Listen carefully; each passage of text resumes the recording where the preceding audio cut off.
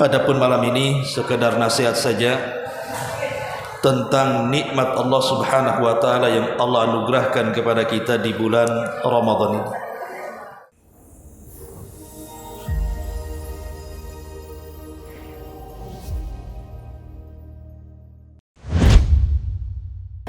Alhamdulillah wassalatu wassalamu ala Rasulillah wa ala alihi wa sahbihi wa mawalah wa la hawla wa la quwata illa billahi wa ba'd. Sebelum kita memulai kajian, ada beberapa hal yang ingin saya sampaikan. Alhamdulillah, Yayasan Nidaul Ilmi insyaallah tahun ini akan membuat pendidikan dan insyaallah akan dibuka di sini tahfidz Al-Quran, tetapi dibatasi hanya 20 orang saja. Insyaallah tidak dipungut biaya kecuali mungkin SPP saja.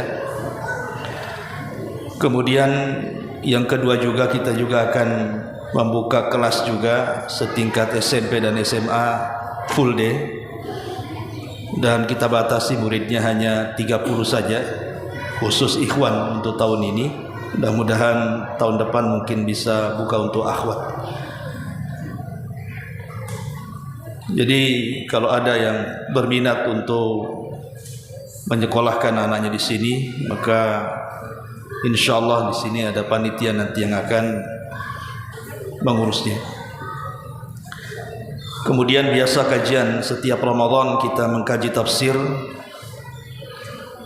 dan insyaallah kita mulai besok kajian tafsir kita. Adapun malam ini sekedar nasihat saja tentang nikmat Allah Subhanahu wa taala yang Allah anugerahkan kepada kita di bulan Ramadan ini. Ma'asyiral muslimin yang dimuliakan Allah Subhanahu wa taala, apa saja nikmat Allah Subhanahu wa taala yang Allah anugerahkan kepada kita di bulan Ramadan? Yang pertama,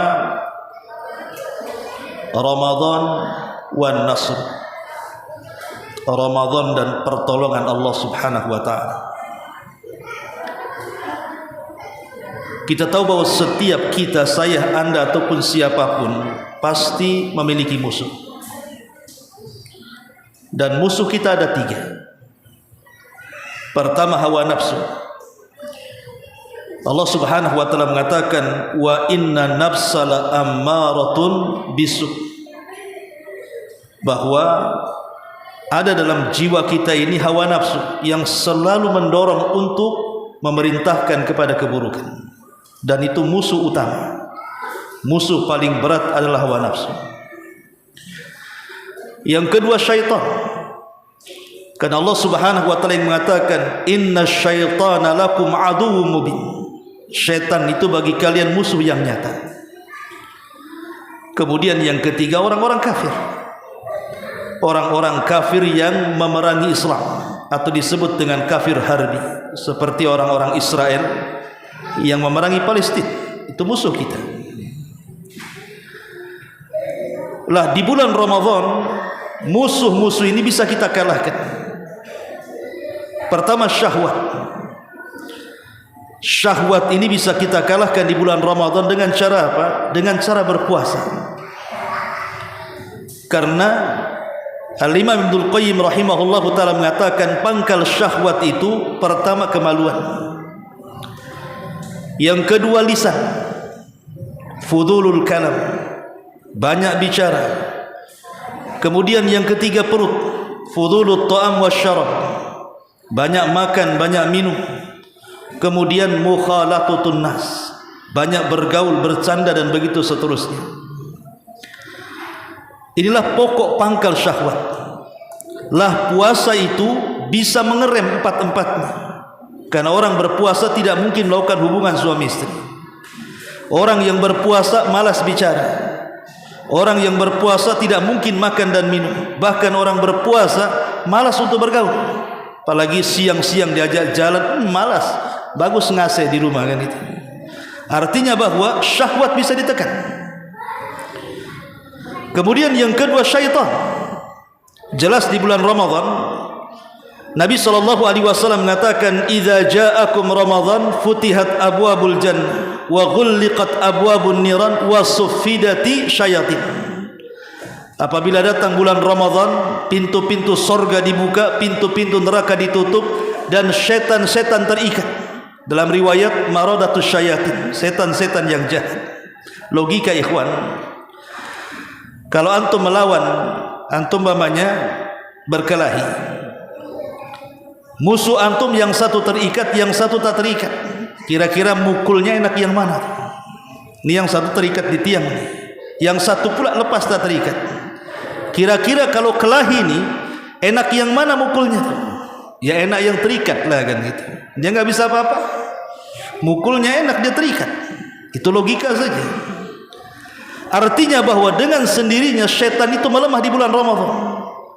Apalagi Ramadan itu syahrul Quran, bulannya Al-Quran, dan syaitan paling tidak suka dengan Al-Quran. Lihat hadis Nabi SAW mengatakan, barang siapa yang membaca surah Al-Baqarah di rumahnya, maka syaitan akan lari dalam riwayat 3 hari. Ada yang melemahkan riwayat ini, tetapi intinya syaitan takut dengan Al-Quran. Artinya kita bisa mengalahkan syaitan. Adapun orang-orang kafir, ma'ruf dalam sejarah. Allah Subhanahu wa taala berfirman, "Idza jaa nasrullahi wal fath." Apabila datang nasrullah, pertolongan Allah. Ahli tafsir mengatakan maksudnya fil badri wal khaybar. Pertolongan Allah di sini artinya di perang Badar dan perang Khaybar. Adapun wal fath maksudnya Fathu Makkah. Ulama sejarah, kalau antum membaca sejarah, kita tahu bahwa perang Badar terjadi di bulan Ramadan. Tanggal 17 Ramadan, perang Badar itu meletus. Dan Allah menangkan, walaupun ketika itu jumlahnya hanya 314 orang melawan 1000 lebih kaum musyrikin. Kemudian saat Fathu Mekah juga terjadi di bulan Ramadan. Dan peperangan-peperangan umumnya terjadi di bulan Ramadan. Di zaman itu dimenangkan Allah Azza wa Jalla. Artinya di sini nikmat Allah Azza wa Jalla, di antara nikmat yang besar adalah Ar-Ramadan wan Nasr. Ramadan dan turunnya pertolongan Allah Azza wa Jalla. Ini yang pertama. Yang kedua, Ar-Ramadan wasyifa. Ramadan dan kesehatan, kesembuhan. Banyak ibadah-ibadah di bulan Ramadan itu membawa kesehatan badan kepada kita. Yang pertama, puasa. Ada hadis walaupun lemah, ada yang mengatakan maudhu, sumu tasih. Puasalah maka engkau akan sehat. Tetapi memang begitu, orang yang berpuasa kan sehat. Tanyalah para dokter gitulah, pengaruh orang berpuasa pada kesehatan luar biasa. Ini yang pertama. Yang kedua, sedekah. Nabi SAW mengatakan, tadawau mardhakum bisadaqah. Obati orang-orang sakit di antara kalian dengan sedekah.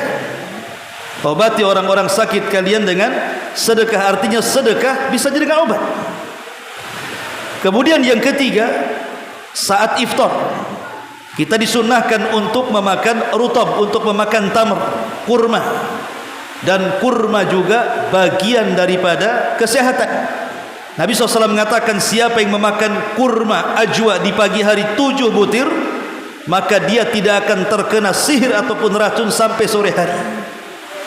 Al-Imam Ibn Utsaimin rahimahullahu ta'ala mengatakan, apakah harus kurma ajwa, kurma Madinah, ataukah semua kurma bisa? Maka dia mengatakan semua kurma masuk pada hadis itu. Walaupun yang paling afdal adalah kurma Madinah, tapi semua kurma masuk pada hadis ini. Siapapun yang memakan 7 butir kurma dan diniatkan untuk menghindari sihir dan racun, maka kurma itu akan berfaedah. Lihat bagaimana puasa menjadi obat, sedekah menjadi obat, kemudian saat iftar memakan kurma juga menjadi obat, qiyamul lail juga obat. Ini nikmat dari Allah Subhanahu wa taala, bahwa Ar-Ramadan wasyifa. Ramadan itu terkandung penyembuhan kepada badan manusia. Ini yang kedua. Yang ketiga, Ramadan wal khawatim. Ramadan wal khawatim. Apa arti khawatim? Dalam hadis Nabi SAW, Rasul mengatakan apa? Innal a'mal bi khawatimihha. Amal itu ditentukan akhirnya. Kalau kita bagi Ramadan menjadi 3, ada 10 awal Ramadan, ada 10 tengah Ramadan, ada 10 akhir Ramadan. Yang paling afdol adalah bukan awalnya, bukan tengahnya, tapi akhirnya. Kenapa demikian? Karena di akhir Ramadan ada Lailatul Qadar. Makanya kemudian di sini ada faedah bahwa Ramadan wal khawatim. Ramadan itu ditentukan akhirnya dan amal itu ditentukan akhirnya. Amal itu ditentukan akhirnya. Sama dengan umur manusia. Ada masa kecil, masa bayi sampai remaja. Kemudian masa dewasa, kemudian masa tua. Ada yang mengatakan bahwa masa tua itu ditentukan di usia 40 tahun. Karena Allah Subhanahu wa taala mengatakan hatta idza balagu ashuddahu wa balagu arba'ina sana. Ketika Allah Subhanahu wa taala berfirman sampai ketika usianya 40 tahun. Ulama tafsir mengatakan bahwa usia 40 tahun itu penentu berkahnya umur. Yang Nabi SAW katakan khairukum man tala umruhu wa hasuna amaluhu. Sebaik-baik kalian adalah orang yang panjang umurnya dan baik amalnya. Dan itu ditentukan di usia 40 tahun. Karena 40 tahun ini kalau Allah berikan taufik, maka dia akan mendapatkan taufik seterusnya. Tapi kalau Allah tidak berikan taufik di usia 40 tahun, maka akan sulit mendapatkan taufik dari Allah Subhanahu wa taala. Karena amal itu ditentukan akhirnya. Dan ini nikmat dari Allah Subhanahu wa taala. Ramadan wal khawatim. Ramadan dan akhir sebuah amalan. Ini yang ketiga. Yang keempat, Ramadan wal maghfirah. Ramadan dan ampunan dosa. Semua ibadah, hampir semua ibadah vital di bulan Ramadan, ikhwan, baik tarawihnya, baik puasanya, baik menghidupkan malam Lailatul Qadarnya, itu terfokus kepada ampunan dosa. Kata Nabi SAW, man qama ramadhana, wa fi riwayatin man sama ramadhana, wa fi riwayatin man qama lailata qadri imanan wahtisaban ghufira lahu ma taqaddama min dhanbi. Barang siapa yang tegak salat tarawih, dalam riwayat barang siapa yang berpuasa, dalam riwayat barang siapa yang menghidupkan malam Lailatul Qadar penuh iman dan mengharap ampunan Allah dan pahala Allah Subhanahu wa taala, ghufira lahu ma taqaddama min dhanbi. Allah akan ampuni dosa-dosanya. Subhanallah. Ya. Makanya di sini salah satu nikmat Allah Subhanahu wa taala adalah Ramadan, bulan ampunan. Karena hampir semua ibadah di bulan Ramadan itu pahalanya ampunan. Maka ini kesempatan kita untuk merontokkan dan menggugurkan dosa di bulan Ramadan. Dan yang terakhir karena waktu juga, Ramadan wastijabati doa. Ramadan dan dikabulkannya doa. Ketika kita bicara soal doa, maka ada ayat yang mengatakan idza sa'alaka ibadi anni fa inni qarib ujibu da'watad da'i idza da'an falyastajibu li wal yu'minu bila allahum yarshudun. Ayat ini letaknya di mana? Ayat ini letaknya terselip di ayat-ayat Ramadan. Awalnya ayat ini syahru Ramadan alladzi unzila fihi al-Qur'an. Kemudian wa idza sa'alaka ibadi anni. Kemudian uhillat lakum lailatas siyam arrafathu ila nisaikum. Jadi ayat tentang kedekatan Allah kepada kita itu terselip di ayat-ayat Ramadan.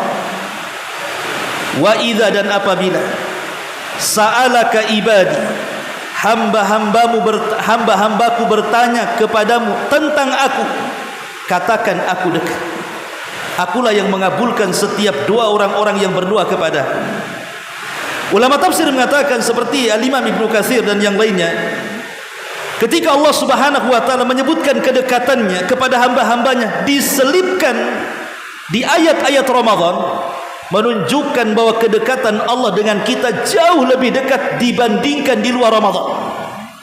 Sehingga ketika kita berdoa kepada Allah di bulan Ramadan, memungkinkan istijabahnya lebih cepat dibandingkan istijabah di luar Ramadan. Dan saya nasihatkan, jangan tinggalkan 3 waktu untuk berdoa. Pertama, saat iftar. Kata Nabi SAW, "Thalathu da'awat." Ada 3 manusia ketika dia berdoa pasti diijabah. La turah. Salah satunya apa? Da'watus sha'im inda fitri. Doanya orang yang berpuasa saat berbuka. Ulama mengatakan apa yang harus kita doakan di situ? Berdasarkan hadis Nabi SAW, "Lillahi utaqa'u minan nar, wa dzalika fi kulli lailatin min Ramadan." Allah itu setiap malam di bulan Ramadan itu memerdekakan hamba-hambanya dari api neraka, dan itu dimulai dari terbenam matahari. Artinya saat terbenam matahari, angkat tangan tinggi-tinggi dan kita katakan, "Ya Allah, merdekakan saya dari api neraka. Ya Allah, merdekakan istri saya, orang tua saya, anak saya, dan orang-orang yang saya cintai dari api neraka." Itu doa yang harus kita panjatkan saat berbuka. Demi Allah ikhwan, kalau dalam 1 bulan itu ada saja 1 doa yang Allah Subhanahu wa taala kabulkan, kita terbebas dari api neraka, demi Allah selamanya kita tidak akan masuk neraka. Karena Allah menjanjikan setiap malam di bulan Ramadan akan memerdekakan hamba-hambanya dari api neraka. Ini yang pertama. Yang kedua, saat sahur. Karena sahur itu jatuh di sepertiga malam akhir. Dan Nabi SAW mengatakan, "Yanzilu Rabbuna ila samai dunya fi kulli thuluthil lailil akhir wa dzalika kulla lailatin." Faqala Allah azza wa jalla, "Man yad'uni fa astajiba lah, wa man yas'aluni fa u'tiyah, wa man yastaghfiruni fa aghfir lah." Jadi Allah Subhanahu wa taala turun ke langit dunia ini pada sepertiga malam akhir. Kemudian Allah katakan kepada hamba-hambanya, siapa yang berdoa ku kabulkan, siapa yang minta ku kasih, dan siapa yang minta ampun ku ampuni. Dan tidak mungkin di bulan Ramadan antum tidak bangun sahur. Tidak mungkin. Yang enggak bangun saja ada obrok-obrok tuh, disuruh bangun tuh, pasti bangun. Artinya setiap Ramadan pasti kita dibangunkan di sepertiga malam akhir. Maka jangan difokuskan kepada sahurnya. Ya, sahur itu memang barakah, tasahharu fa inna fi sahurikum barakah. Tapi lebih daripada itu, angkat tangan tinggi-tinggi, minta kepada Allah Subhanahu wa taala, doa sebanyak-banyaknya di situ. Ini yang kedua. Yang ketiga, setelah subuh sampai terbit matahari, itu waktu berkah. Kata Nabi SAW, "Allahumma barik li ummati fi bukuriha." Ya Allah, berkahi umatku di waktu paginya. Maksudnya setelah subuh sampai terbit matahari, itu waktu berkah. Berdoa di situ. Nah, ini di antara nikmat Allah Subhanahu wa taala yang Allah anugerahkan kepada kita di bulan Ramadan. Subhanallah bihamdika, asyhadu an la ilaha illa anta, astaghfiruka wa atubu ilaik. Allahu taala alam. Assalamualaikum warahmatullahi wabarakatuh.